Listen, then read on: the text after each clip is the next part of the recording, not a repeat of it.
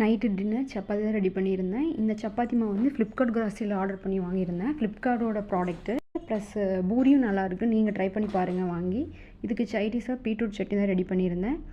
கடாயில் எண்ணெய் ஊற்றி கடுகு, கடலைப்பருப்பு, உளுந்தம்பருப்பு ஆட் பண்ணிக்கோங்க. கடுகு பொரிஞ்ச உடனே 10 பீஸ் சின்ன வெங்காயம் ஆட் பண்ணிக்கோங்க.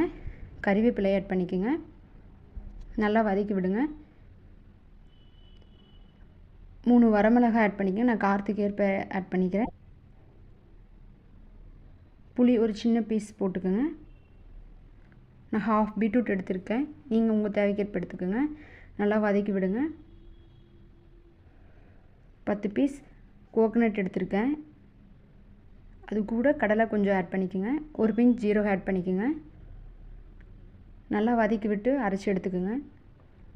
அவ்வளோதான், சட்னி ரெடி. நீங்களும் ட்ரை பண்ணி பார்த்துட்டு எப்படி இருக்குன்னு கமெண்ட் பண்ணுங்கள்.